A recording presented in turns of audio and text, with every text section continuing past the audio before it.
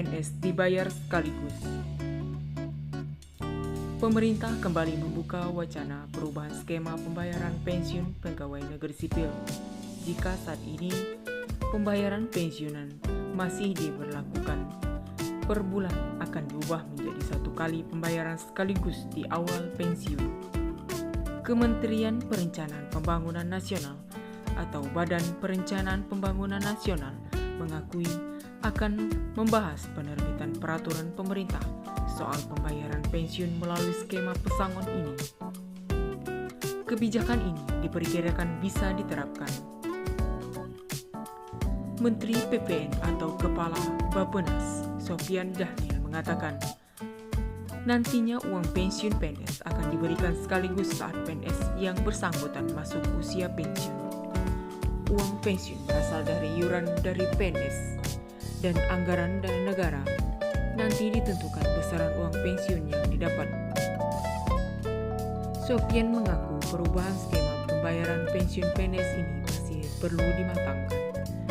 Perubahan perlu dilakukan dengan berbagai pertimbangan.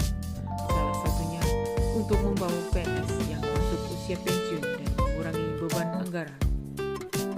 Sofyan menilai pensiunan PNS di Indonesia saat ini masih terbilang produktif. Dengan uang pensiun secara sekaligus, uang ini menjadi modal usaha untuk mencari pekerjaan lain.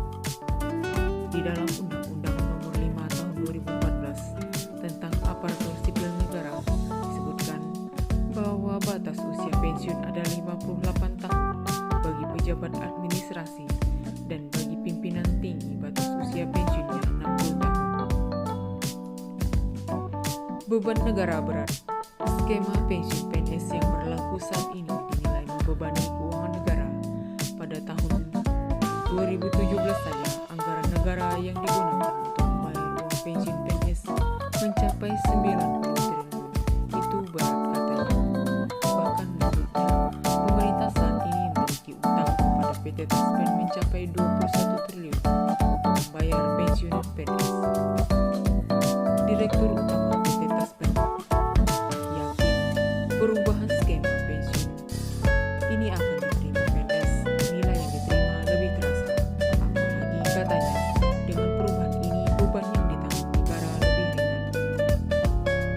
Menurut dia, utang pemerintah ke Taspen untuk pembayaran pensiun semakin besar karena beberapa masalah. Salah satunya adalah kenaikan pangkat PNS yang tidak diikuti dengan kenaikan premi pensiun. Premi pensiun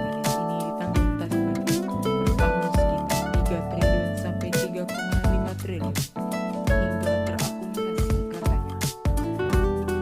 Perubahan skema ini sudah muncul sejak 2014. Beredar kabar dengan skema baru ini uang pensiun PNS berkisar 500 sampai 1,5 miliar bagi pensiun PNS. Sistem pembayaran pensiun di Indonesia.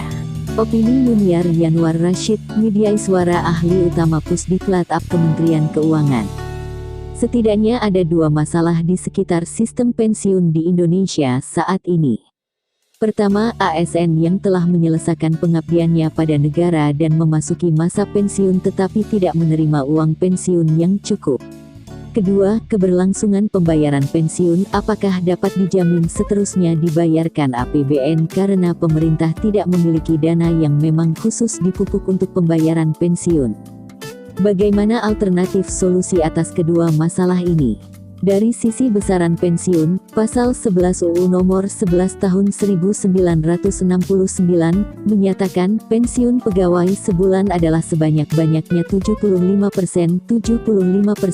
dan sekurang-kurangnya 40% dari dasar pensiun serta tidak boleh kurang dari gaji pokok terendah.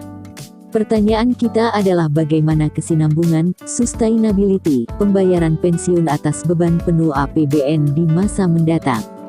Serta proporsionalkah hanya pemerintah pusat yang terbebani alokasi pembayaran pensiun sementara dari tahun ke tahun justru proporsi jumlah pensiunan daerah terus meningkat? untuk membangun tatanan yang dapat memperbaiki penghasilan penerima pensiun serta menghindari makin beratnya beban APBN untuk alokasi pembayaran pensiun, kiranya pemerintah perlu mempercepat realisasi sistem baru, dari Pay As You Go menuju Fully Funded System. Model pendanaan pensiun Full Funded System saat ini telah umum dianut oleh sebagian besar penyelenggara program pensiun di negara lain.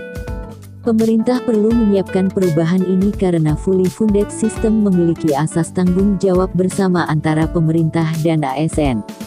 Pemerintah mengalokasi sebagian dana APBN setiap tahunnya untuk pembayaran pensiun dalam suatu dana pensiun sementara ASN membayar iuran bulanan selama ia bekerja. Pada saat ASN pensiun, pembayaran iuran kedua pihak dihentikan, dan pembayaran pensiun dibebankan pada dana hasil pemupukan iuran ASN bersama pemerintah itu.